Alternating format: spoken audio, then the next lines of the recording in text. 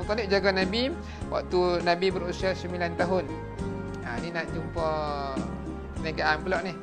Waktu duduk 9 tahun dengan Abu Talib tu, Nabi ada buat beberapa perkara. Yang pertama, Nabi dah mula cari nafkah dekat diri dia dah. Mengembala kambing antaranya. Umur 9 tahun tuan-tuan, mengembala kambing. Kita 9 tahun buat apa? Cuba ingat balik. Mungkin duk main gerek lagi tu orang utara kata. Duk main gerek, jatuh, parik, luka lutut. Nabi waktu tu dah mula mengembala kambing, dah mula mencari nafkah. Kita bila? Kita 20-an mencari nafkah. Jauh kita dengan Nabi.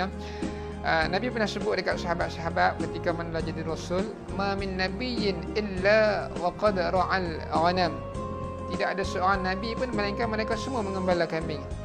Sahabat tanya, adakah kamu juga mengembala kambing wahai Rasulullah? Nabi kata, na'am, ya, aku juga mengembala kambing. Antara hikmah mengembala kambing ni tuan-tuan, kalau yang mana ada kambing, fahamlah. Kambing ni satu jenis binatang yang sukar untuk dikawal.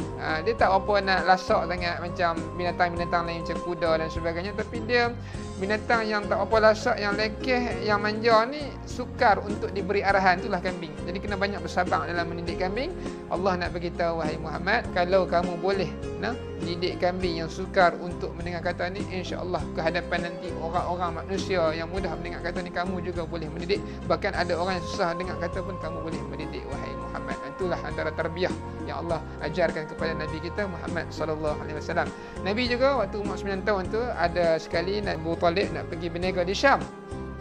Perjalanan ke Syam ni bukannya dekat, jauh. Jauh lagi daripada Perlis nak pergi Putrajaya, lebih jauh. Abu Talib berat hati nak bawa Nabi, tapi Abu Talib ni sayang dekat Nabi. Kan kita cakap Abu Talib sayang Nabi lebih daripada anak-anak dia. Bila Abu Talib tengok Nabi nak ikut, Abu Talib rasa kesimpati, kesian. Abu Talib pun benarkan Nabi untuk ikut. Dalam perjalanan itulah dipendekkan cerita, jumpa dengan rahib, pendeta Kristian ketika itu. Dia kenal ada Nabi akhir zaman dalam rombongan ni. Dia suka bagi orang makan, dia jemput rombongan ni makan, panggil semua masuk kecuali Nabi. Dia tengok satu persatu. Dia kata, ada lagi tak yang tak masuk ni? Dia berkata, ada seorang lagi budak jaga barang-barang kami. Panggil dia masuk juga. Aku nak semua orang masuk hari ni makan, tak ada kecuali seorang pun. Maka dia panggil Nabi, dia tengok Nabi memang lain. Dia tanya Nabi, setiap soalan yang ditanya Nabi, dia nak kepastian, tanya Nabi yang ditulis dalam kitab mereka lah, Taurat dan Injil, dicatatkan dengan teliti. Maka Nabi menjawab semuanya. Memang benarlah Nabi ini Nabi akhir zaman. Dia kenal. Dan dia tanya bapa saudara Nabi, Abu Talib, siapakah ayahnya, apakah hubungan kamu dengan dia? Abu Talib kata, aku ayahnya. Jawab padri tadi, rahib tadi, tidak sepatutnya, sebab dia perkenal tuan-tuan, tidak sepatutnya ayahnya masih hidup. Kata Abu Talib kata, benarlah ayah dia sudah meninggal, sesungguhnya aku ni pakcik dia, bapa saudara dia. Pesan orang agamawan lah kita kata, bawa balik ni anak ni, sebab kalau jumpa dekat orang Yahudi, mereka akan bunuh.